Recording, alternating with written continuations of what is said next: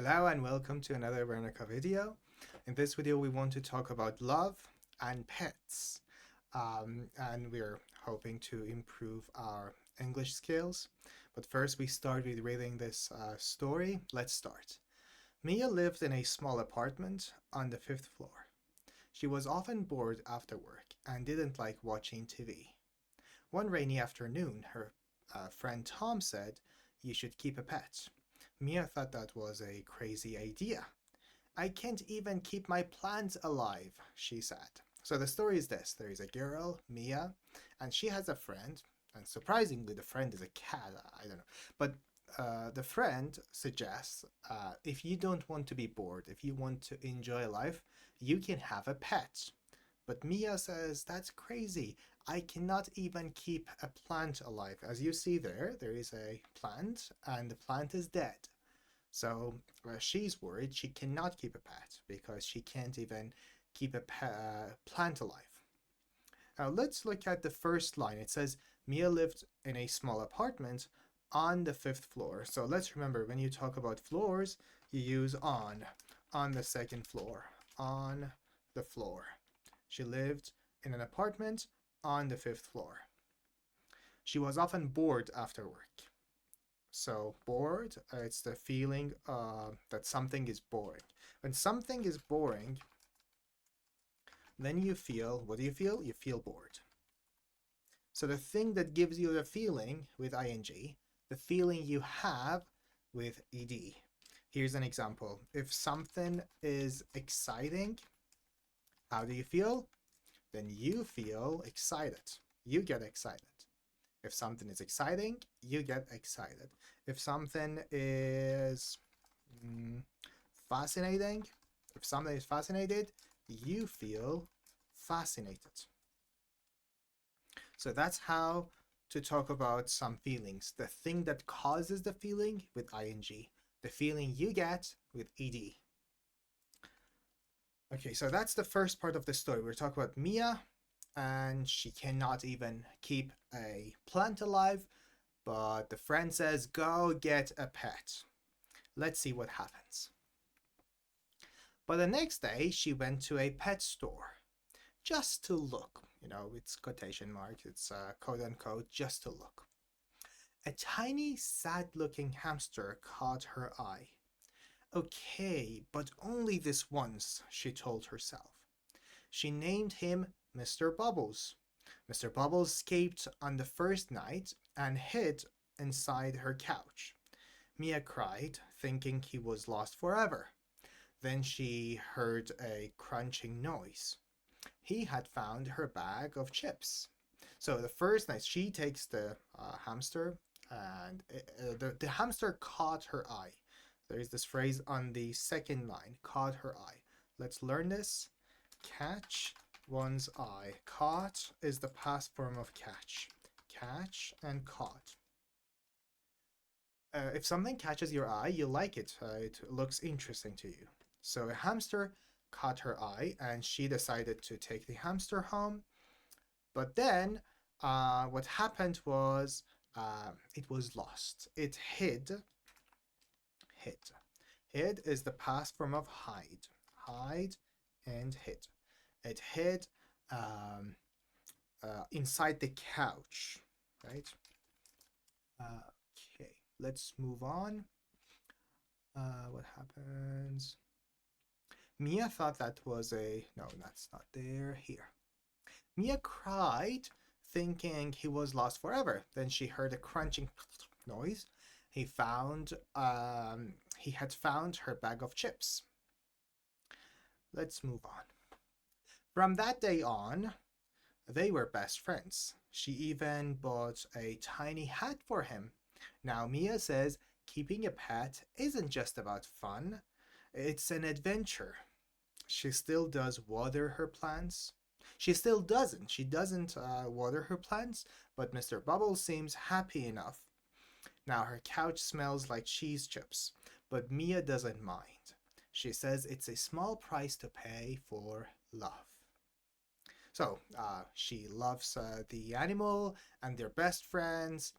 At the beginning of this paragraph, it says from that day on. From that day on means starting from that day onwards. They're best friends, and she even bought a tiny hat for him. Tiny is very small. Tiny. Uh, tiny is opposite for huge.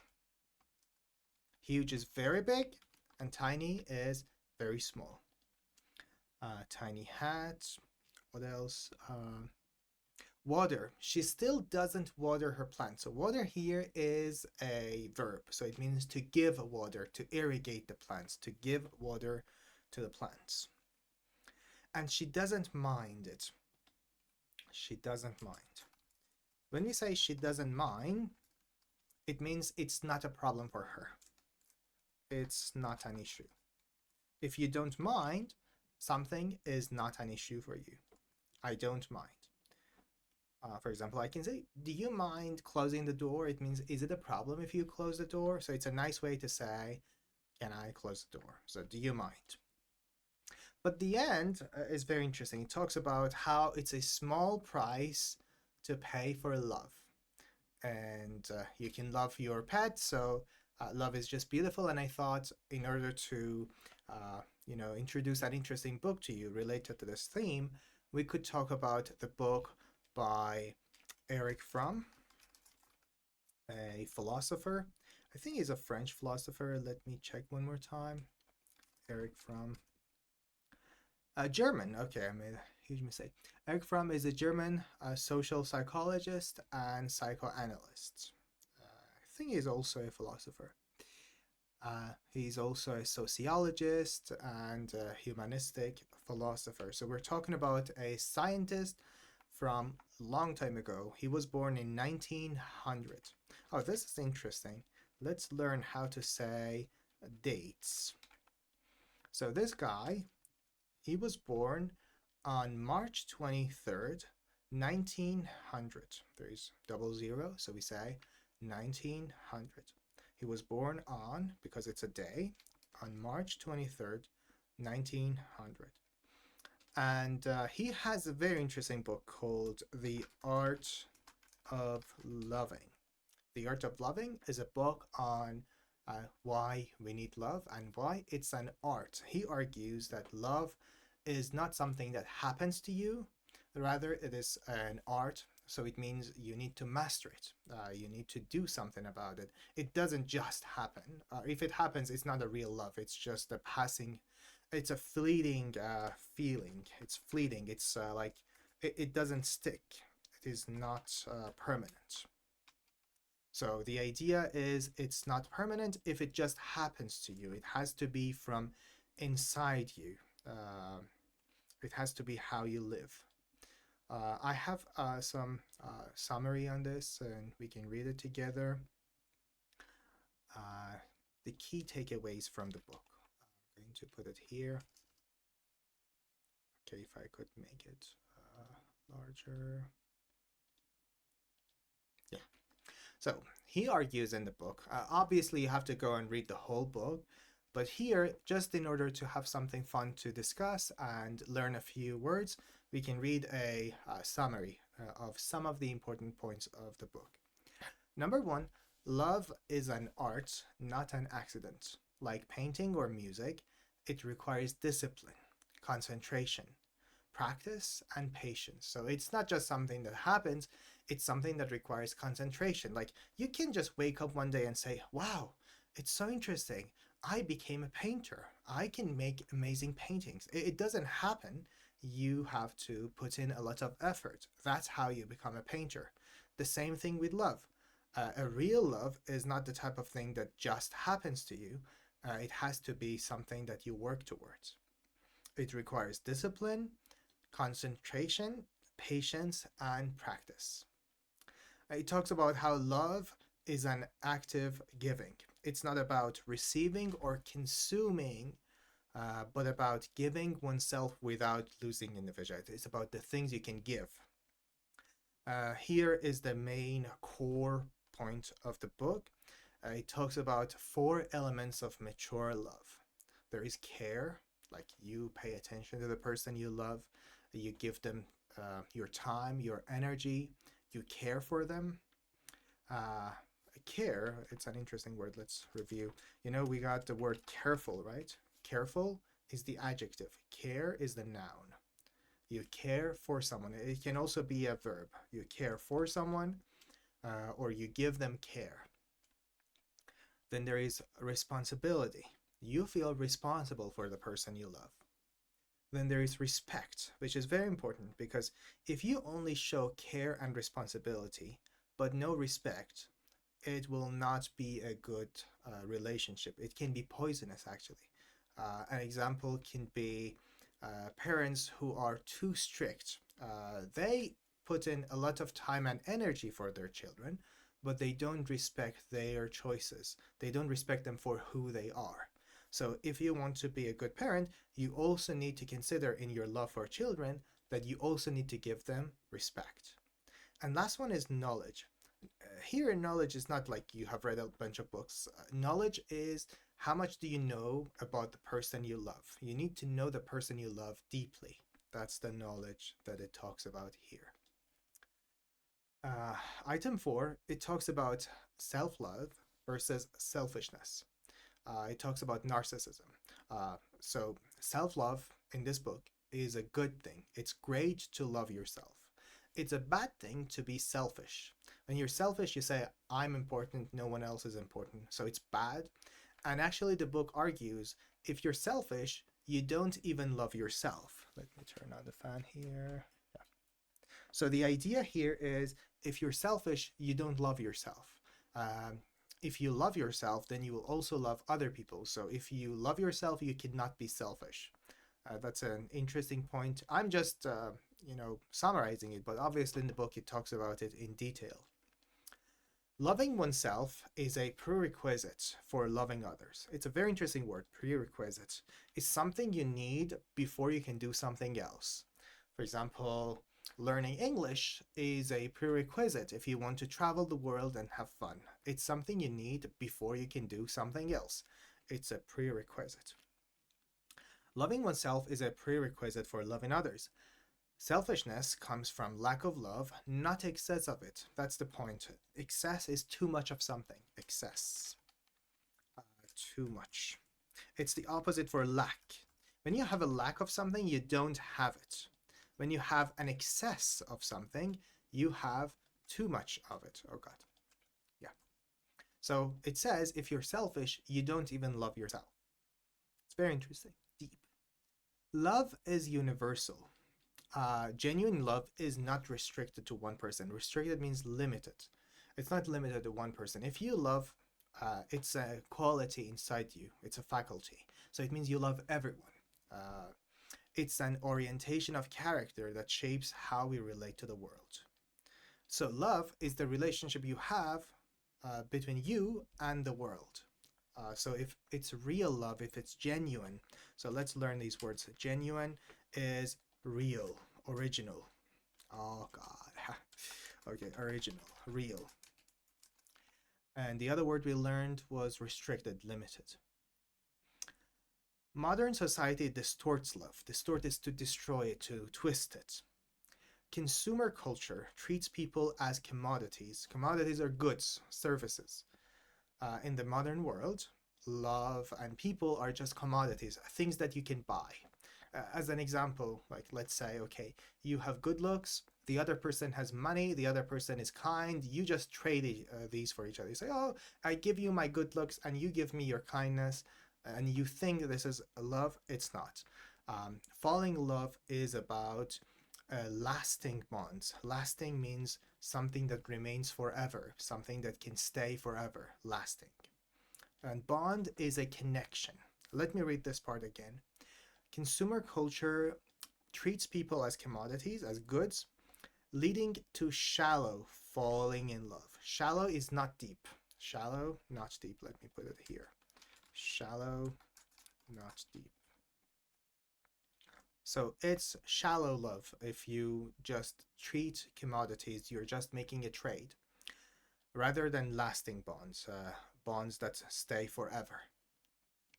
And it also talks about mature and immature love. Immature love says, I love because I am loved. And mature love says, I am loved because I love. Another example that I think it talks about in the book is the difference between I love you because I need you, or I need you because I love you. So the order is important. Let me see if there is anything else. Yeah, there are a few simple things they can review here. Wow, this is deep. Uh, Love is the only sane and satisfactory answer to the problem of human existence. In the book, it talks about how first we were one with nature. It was us, and it was just nature. We lived in nature, and there was no separation. We were all the same.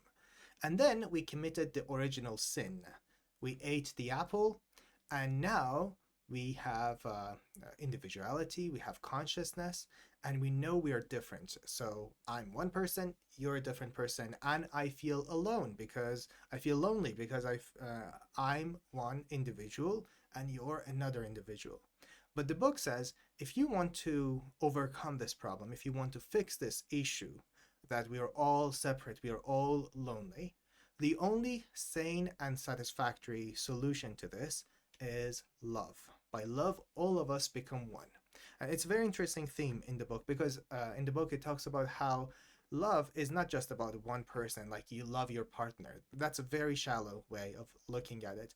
The book says love is about everyone loving each other. It talks about, it calls it brotherly love. Brotherly love is like kind of a symbolic way of saying loving everyone. You love everyone, and your partner is just an example, one of the key things that you love, but you love the whole world. So, love is the only sane and satisfactory answer to the problem of human existence. Sane is logical, not crazy. Satisfactory, something that makes you happy. Next one, love is an activity, not a passive effect. It's a very interesting thing. It talks about how you shouldn't just wait for love to happen to you. Actually, it's very interesting. If love, people fall in love and then they get their hearts broken and they fail. And if it was any other thing and we failed so much at it, we would try to find a solution. Imagine if someone is fired from their job every 6 months, they would definitely think like, what is wrong with me? I need to find a solution. What's the problem? But I know people who fall in love and fail at love every 6 months, and they don't think of it as a problem that needs to be fixed. So the important thing to remember is love is something that people keep failing at, so we need to learn it, we need to master it, and it's an activity, it's not a passive effect. And also, the last one talks about how we need courage to deal with love, because to love is to commit oneself without guarantee. There is no guarantee that the love will come back to you, so you need courage for it. Anyways, the most important thing, the key thing to remember is love is not something that happens to you, but something that you have to build. Your relationship with the world is love, and you can do that by practicing, by these 4 items that it talks about here. Where is it? It's the 4 elements. There is care. Yes, care, responsibility, respect, and knowledge, and a daily activity. Every day that you wake up, you have to ask yourself, what can I do today to become more of a loving person? It's very interesting. Anyways, the goal is to have fun while practicing some vocabulary, and I hope you have enjoyed the story and everything. Uh, all right, so there's just one last thing. Here it's the questions. Yes, there are some conversation questions from the story we read, and you can practice answering these questions in order to improve your speaking skills. I'm not going to read the whole thing. It's simple. The only important part is the speaking practice. After reading the story, you should be able to answer these questions on your own, which will help your speaking skills. And one last point is about the vocabulary here. We learned the vocabulary before, but if you want to know the exact definitions, it's here. All right, so that's it. I hope you've enjoyed the video, and I hope you'll become more loving day by day. Have a good day.